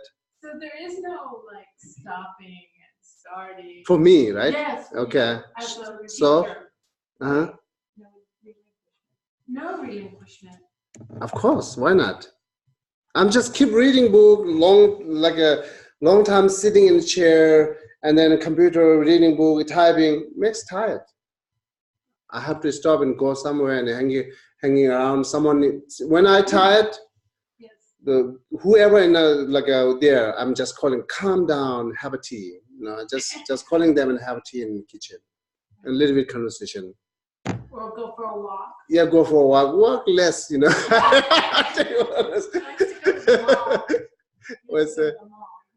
Yeah, more or somewhere hanging around, or just most of the time I just having tea, talk with them, and then we have rest enough, then going back again. Yeah, I need to rest definitely. Yeah. As to Luis's point about the movies, I went to see The Joker, and it was very, very disturbing. But I related it to the Dharma. I started thinking about karma and his suffering and this and that. So I understand exactly what you're saying, because I was relating it to Actually, his suffering made him Joker, right? I mean, not that his suffering made him Joker. His suffering made him the worst person, difficulty people, right? So this is happening. Therefore, the training here is, yes, of course, we will have a suffering, kind of like what Joker have it. But this is one of the nature. You will have it. But why not you turn into the path? That's what we're talking here. Why not you turn into the path? It's possible to turn into the path, depending on how you think it. I think that's what I'm trying to say. Like whatever it is you're doing, or whatever it is you're experiencing, label good, bad, whatever, it doesn't matter. Yeah. It's the path. But still, if so, then when I look at the Rinpoche, or when I look at the His Holiness Dalai Lama and Buddha, then they say, okay, so I'm still not there. Why not do more? Also, yes, if I reach here, then why not possible to reach there? Why I need to just telling them, oh, they are wonderful, they are wonderful. I can become wonderful. You know, as you are encouraging me or you are praising me as what you think it, you can do it. Same what I did it. That's you should take it. You should take that. As you are thinking that I'm never tired for Dharma practice, everything what I have, everything what I'm doing, activities, turning into Dharma and this and that. If I could do it, you could do it. I try. Yeah. So therefore, that's actually you should take. If I don't know, I will not take everything what you compliment to me, but if so, you take it more like a advice or like you take it as like a instruction or teaching, inspiration. Yeah. That would be the better. Yeah. If you take inspiration, I will take everything compliment. Yeah. Okay. So therefore, say whenever instead, let's say even go to Tantra and Sutra. Okay, Tantra and this and that, right? Powerful. And Sutra comparing is more Tantra for powerful, but that makes you okay. This is the only path. Sutra is not really the path, not the perfect path. That's the only path. Why not I go there? That makes you that. But both are wrongs. Without Sutra goes to Tantra is wrongs, right? So, and then what's it? Only, I must say, incomplete Sutra also go to Tantra is wrong.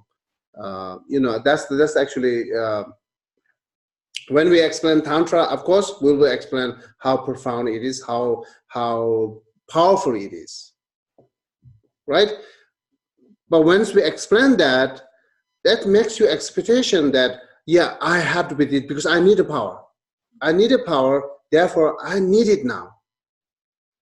But another side, we have to explain, yes, it is powerful if you do Sutra practice. Otherwise, it's not powerful. Because when Lama explain it, they do not have a time for explaining all both Sutra and Tantra together, right? When they explain Tantra, they only need to be explained Tantra. When they explain Sutra, only it has to be explained Sutra, more emphasis on that. But therefore makes us confused just picking up one path. Well, we are not seeing this all like one of the combination needed to be. So therefore it's important to see that it's combination things. Therefore I'm going back. Whatever you study, always think this is for practice, right? Whenever you do practice, always think I have to more study it. Because if not study more, how can complete my practice? Because your practice is just studied. It's like it's not really profound. You not really reach anything. Just studied. Then how you satisfy without study, continuous practice? You cannot do that. Continuous study makes your practice better. Or while you do practice, or while you study, or whatever you are studying, try to apply on a practice. That's the new combination. So that's the Katamba said, when I hear it, same time I'm reflecting and meditation. When I'm meditating it, same time I hear it. So that means cannot be separate study and meditation or practice. Has to be combined.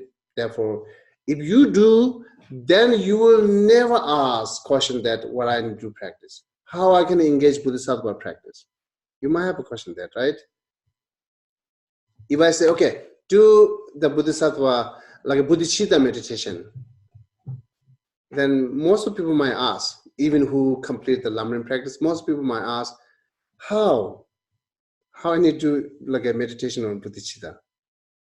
But if you see all this instruction on Lamrim, you don't need you already instructed, right? You don't need again another instruction. You already instructed by Lamrim. But of course, you will have that question because you are not put it together.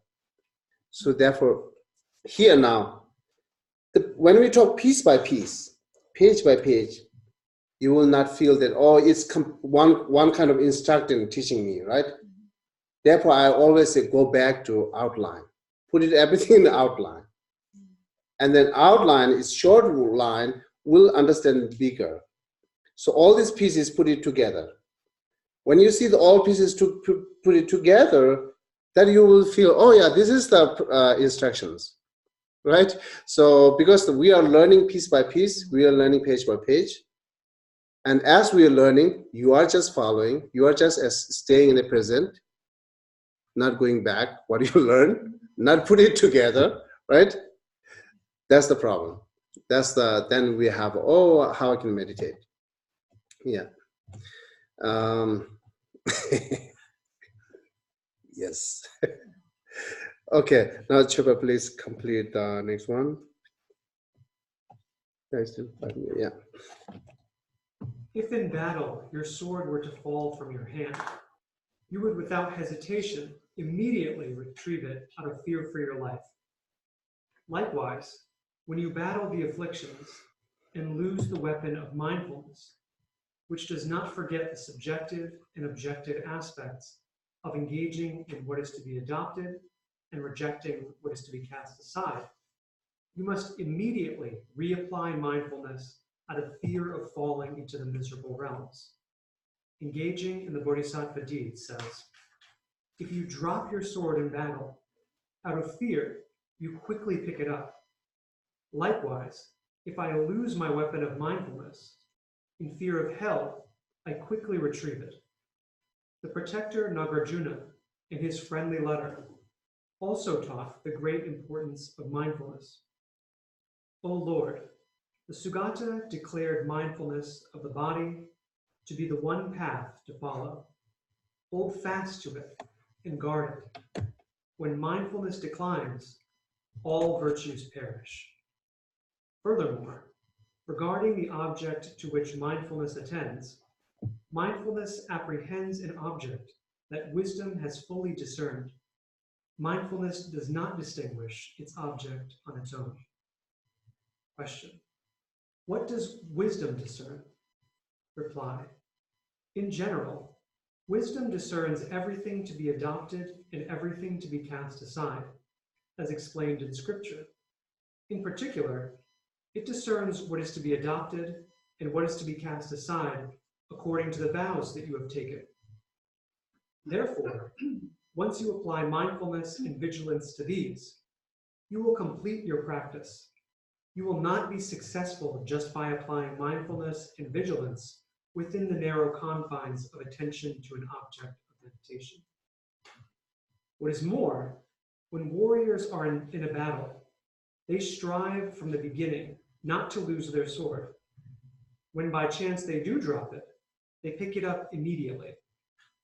These two actions rest on a fear of being killed that is not mere words.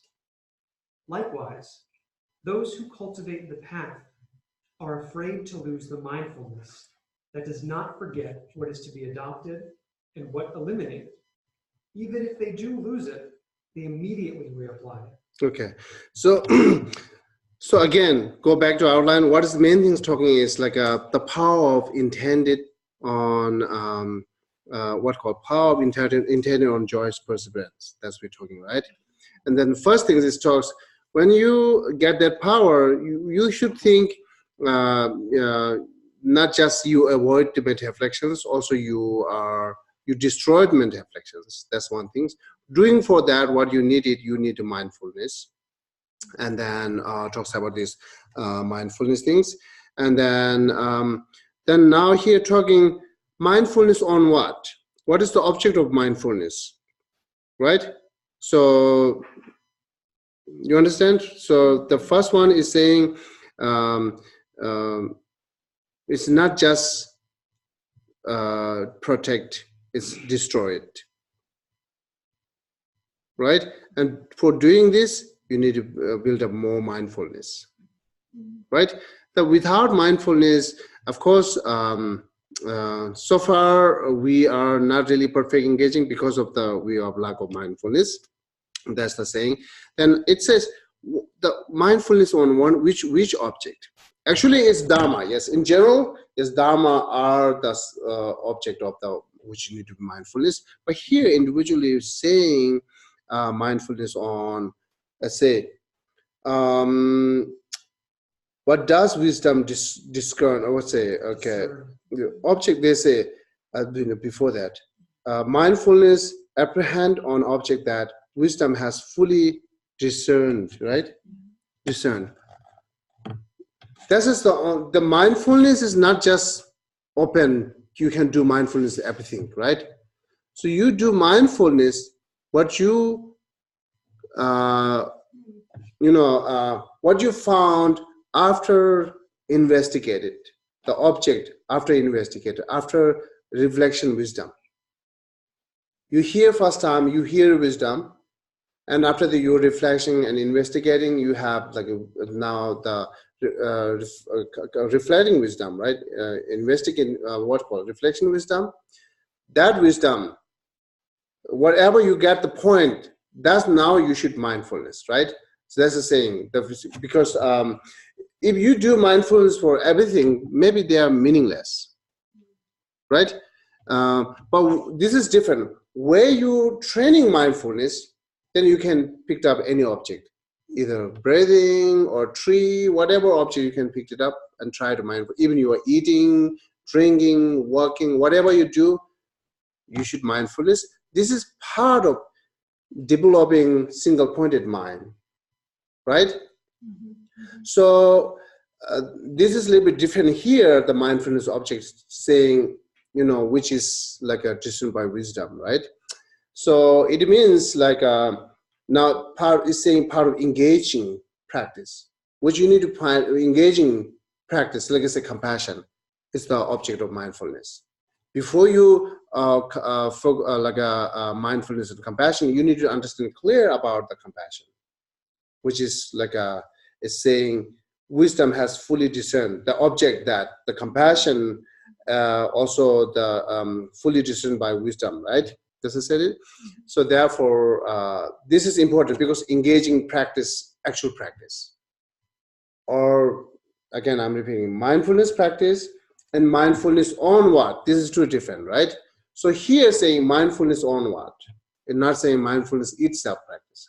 Single pointed meditation is the practice of mindfulness.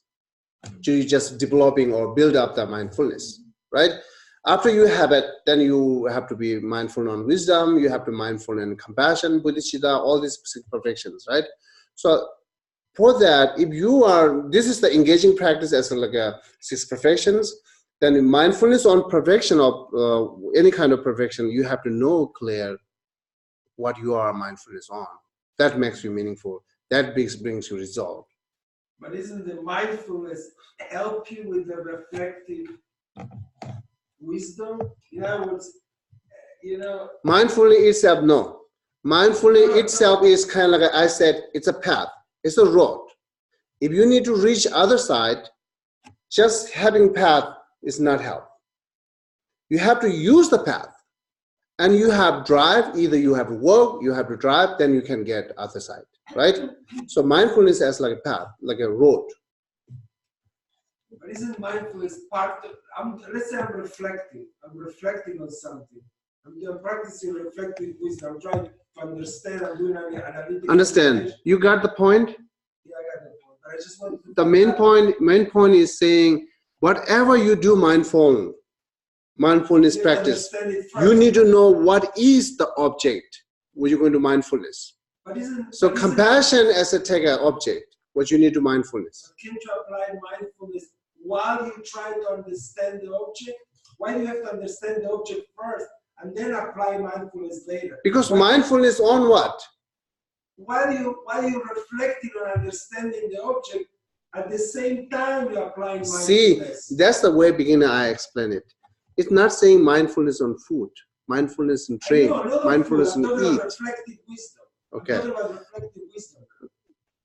I'm not talking about food, body, movement. I'm not talking about that. So I'm talking once you're engaging in reflective wisdom, in trying to understand the object, you say, then you apply mindfulness to. I'm saying, why can't you applying mindfulness at the same time that you are doing the reflective wisdom. Because it's no benefit.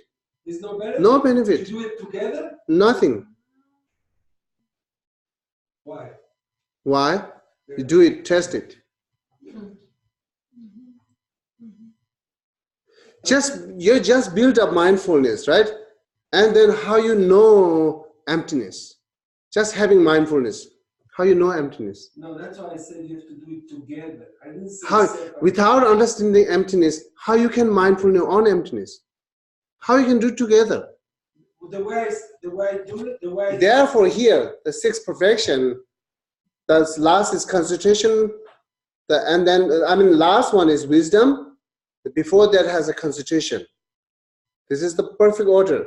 You have to build it up, the single-pointed mind, concentration mind. Then you can practice all this, the wisdom and method, everything. It is said your shoulder is not strong enough, you cannot cut it the tree. Or your shoulder is not straight, you cannot hit the one point again and again. It takes a long time to cut a tree. But keeping shoulder as strong and straight is a mindfulness. And the wisdom is cutting tree. You have to build it up first with like a single pointed mind, mindfulness. That help you to lot to when you engage compassion or wisdom, whatever practice. But still you need to study emptiness, you need to study compassion. Of course you need. Therefore saying, once you hear it first time, it's really encouraging to us. When you hear first time, not immediate apply on practice. It's encouraging to us. It's not immediate apply on practice. Your hearer wisdom is very unstable wisdom. And then engaging practice is unstable. You will be fail many times. So that hearer wisdom, make it a contemplation wisdom, then you can engage it. Will be the perfect. So that because you are practicing all by reason and understand clear. Otherwise, first just hear wisdom, go with it, the practice. You are still practicing by emotionally, or just practicing by very small knowledge. It will not bring you complete result. This is mindfulness is first. Then other object. Of course, need to learn mindfulness on that emptiness which you understand clear. That's the setting. So, and then I'm trying to make sure I'm understanding that right. So it says that paragraph you read, mindfulness apprehends an object that wisdom has fully discerned. Yes. So then does wisdom come from the reflecting wisdom? Yes. And then after you've done the reflection, you've fully discerned it, then mindfulness apprehends it, does not distinguish this object on its own. Yeah. But again, don't misunderstand that. Even you are, you do not have a reflection wisdom. You are doing reflecting. You are investigating. Still you need a mindfulness. But it doesn't do it on its own. Yeah. That's what Ronnie's saying. That's what I'm saying. You gotta do it together. That's what I'm saying. Mindfulness. That's exactly what I'm saying. What you just said, that's what I'm saying. Yes, it is. But if you are going with it, you will not understand what you talk here. What talking here, that will you will not understand. Because your mind will be decided, yes, it can go together. Right? If I say yes, your mind will be decided, yes, it can go together. That's stuck in your mind, but which is not really said here. That part, you will not missing it. You will not understand that part. I didn't mean together Yeah. the way you just explained it. I meant together the way you explained it a second before to Johnny. Therefore, Lamrim clearly say, furthermore, regarding the object to which mindfulness attend, mindfulness apprehended an object that wisdom has fully discerned. It's clearly say what is cause, what is condition, what is result. So that part you need to know first, where is which we learning this line. After you knowing this line, then you can add it more. That's the always I encourage, right? Stay in the present. When you're learning, don't mess up what you have knowledge about previous. Your knowledge about previous always bring at the present, missing it, then you will not understand what's really talking here. The question is, what do you mean by fully discern? When do you know that you fully Yeah, discern? that's fully discern means what I'm explaining here, which is the object like found by reflection wisdom. That's Right, not said. but The wisdom is reflection wisdom is fully discerned.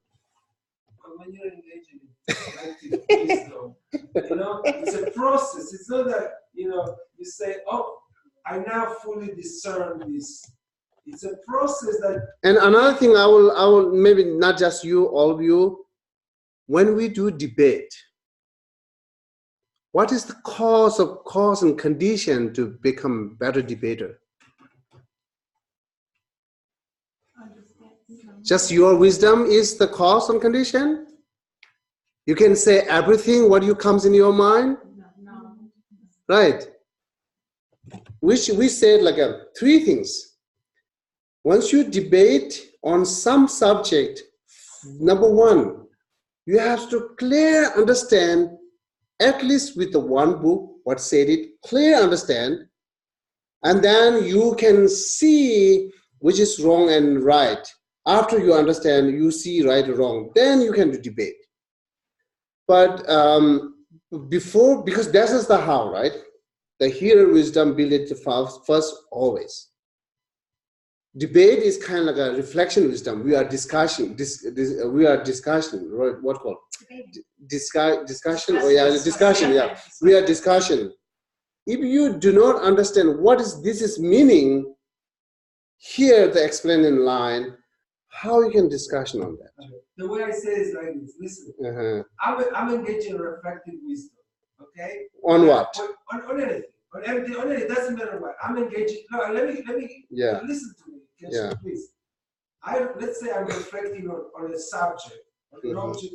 I'm doing reflective wisdom. There comes a moment that I don't know if I understand it entirely. So then I practice mindfulness on the stage of reflective wisdom. Yeah, I understand, Ronnie. Ronnie, I understand. Ronnie, I realize, I understand. I'm wrong. Okay. I didn't find I understand, Ronnie. Here, like I say, you know, we all learning something new things, which we never knows before. Let it hear first completely. Of course, the investigation and discussion is the best way to learn, but without understanding roughly what is this, it's investigating is kind of like a space, and then you will never learn what really points out. It's not I'm not debating. I'm Yeah. just trying to understand if I'm doing something wrong. I'm just trying to understand if I'm doing something wrong. Okay, so I the way I agree. do it is I reflect on something. Okay, I agree. Then I apply mindfulness, and then I realize, oh, that's not right. My reflection I agree. didn't get to the right point. I have to continue reflecting on wisdom, and then I apply mindfulness on it until I. Okay, I agree. I don't know agree. if I'm doing it right or wrong. Yeah, I agreed. That's fine. So, okay. So now here, the last line. This is also important, right? Cheba, can you read these two actions are based on what's it? The page. It's like the end of the 203. The last. These two actions are based on the development in their minds of a real terror of falling into miserable realms as a result of the pollution of infractions and faults that occur when mindfulness lapses. This, in turn, 204. The beginning of bottom 204. 203 and the top of 204. This, in turn, depends on having made karma and its effects central to their practice, and then sustaining that approach. Those who fail to develop the awareness that these points are profound instructions sever the root of the good qualities ensuing from the practice that delights the learned, the sacred foundation of the path. Okay, as same as like Lama Tsongkhapa said in another text, if you like a more reflecting or meditating on karma, and you will become more what called Pavya is vigilant, yeah, mindfulness, better say mindfulness, right? If you reflect more on karma, you will become more mindfulness. But you shouldn't misunderstand. This is here talking mindfulness on Dharma. Mindfulness on Dharma, right? Mindfulness on path. Mindfulness on Bodhisattva's deeds. That's the saying. Therefore, brings here the question. If you, right now, we cannot do that much mindfulness on all this path which we're learning because you have a lack of faith on karma. If you have more belief on karma, you will be understand, okay, if I do something wrong, will bring me suffering. Then you're really mindfulness on stop due to wrong. If I need to happy, I need to do good deeds.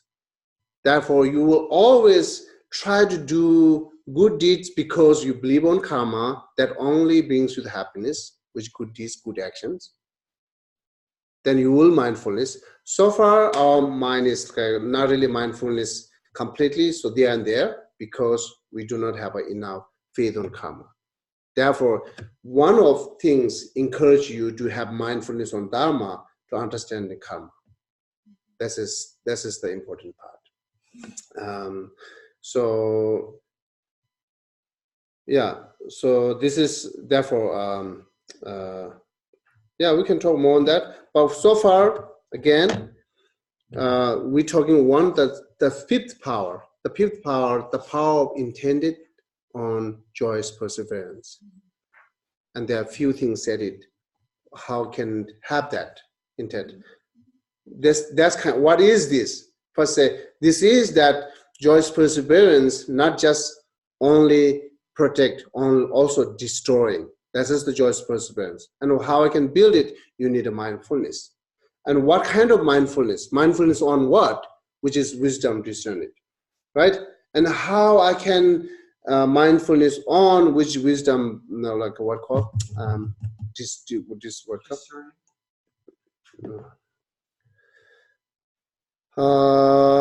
fully discern it, right? That wisdom object that I have the mindfulness on that. And then how I can mindfulness on that, try to build it more faith to karma. That will help you. So far we are stopping here, okay? So, but still we are trying to develop that, the power of intended on joyous perseverance. Means like I really want to do this. That's kind of joyous perseverance, yeah. Can I just ask a quick question? Okay. I really want to finish. Okay. So I'm actually finished, yeah. Okay. So it's keep for next time. Okay. So when you have a joyful experience from the practice, almost like what Ani Tendril was saying, like if you are, adopting children and you're helping and you feel happy because you're able to do something for somebody else and you become happy, almost it sounds like we have to develop, work hard to get joy, but the practice itself, it makes you happy. Yes? Why not? Right. So we don't really almost need to develop it because we're practicing. If your the result is enlightenment, that's not enough. Definitely you need to develop. Right? If your result is nirvana as the same. If your result is just happy of this life, this is one good activities. It is happy. You have a joyous. Actually, it's not really called joyous perseverance, which is tundu, but we do have a lot of joyous perseverance. We are enjoying with hanging around, never tired. We are that's a say what you have an interest on, right? If you have an interest on watching soccer, never makes you tired. If you're interested on like a video game, never makes them tired. We're not really called joyous perseverance. Yeah. So joyous perseverance is more on the Dharma, but what you have activities to taking care the animal or children's. Yeah, I was just using that as an example. Yeah, I understand. Let me complete then. Okay. So taking care, also look at, definitely we can see that some part of motivation is right. Some part of motivation is perfect, which is helping others. But what's associated with it? Is there any associated with any kind of mental affliction or not? If it is associated with any kind of mental afflictions or attachment, that goes wrong. Right. Okay. Right? Its motivations goes wrong, but still activities is perfect, right? Motivations goes wrong, therefore it will not bring you complete result. I get that, and I completely agree. And I was just trying to use that like as an example, but so I wasn't being clear. But the practice itself, it brings joy. So almost it seems like superfluous. It's why do we have to develop joyful effort if the practice itself brings joy? It's depend. It's depend. Do you know what I'm saying? I understand. So like so you are cultivating compassion, makes you joyous. Then say, okay, emptiness, say makes you joy or not. Then say karma, say makes you joy or not. There are many things not makes you joy. Oh no. You engage it, right? This is depend on people. In general, of course, Dharma is always positive, right? Yeah. But it depend on people. Depend on people. So how many part you knows, how many engage like a subject you knows to enlightenment? Which really makes you happy? Is there something that not really makes me happy? Right? Did you ever think that you are doing for achieving enlightenment? Whatever you do practice, like a sadhana reciting or whatever you do, you ever think that it's doing for achieving enlightenment for sake of other beings? I think everything that we do, Yeah. at least try. Yeah. Trying. That's the practice. Yeah. Trying. Yeah. To do. Yeah. And then what I'm saying is every practice is dependent. It's not makes you joyous, like interesting, right? Sometime, oh yeah, what is this? It's not make sense. When you not understand clear, there are many things in Buddhism. You will say, oh, that doesn't make sense. Or you already lost the interesting. Where is the joyous perseverance then? Right? So therefore, this is not really said it work hard. Way beginning when we explain the joyous perseverance, it's a build it up the interesting path. And joyous perseverance will be there automatically, not work hard. And how I can build it up the interesting?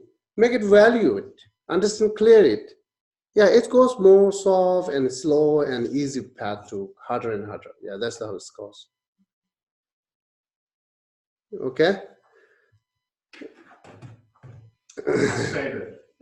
Okay. I had a dream about joyous perseverance last night. Oh, okay. I had a nightmare. Yeah, what is that? What is that? The nightmare was, that I was, having difficulty. I had this like feeling or realization in my dream that I was not, keeping my vows, or that I was not capable of keeping vows. It was almost like a karma thing, right? That I was somehow incapable of doing that. And it turned out well because I woke up and I realized that I needed to struggle with that because I had to ask the question, why am I doing this? Why the hell am I struggling? Why am I fighting? What am I fighting for? And I think it says it here what we're fighting for. Okay, that's So, good. That's That's good. Yeah. That's all. Yeah. Yay. Okay, that's great. Okay, sa shi bege Geshe me do zhang rira ling xi yin de gen ba di san ge xin du mi de Togun Namda Shingla Jobar Show Idama Guru Ratna Mandela Gandhi Yataya. By this virtue, may all beings perfect the accumulation of merit and wisdom and achieve the true holy bodies that arise from merit and wisdom. Okay. Thank you. What is? I thought we were going to do them.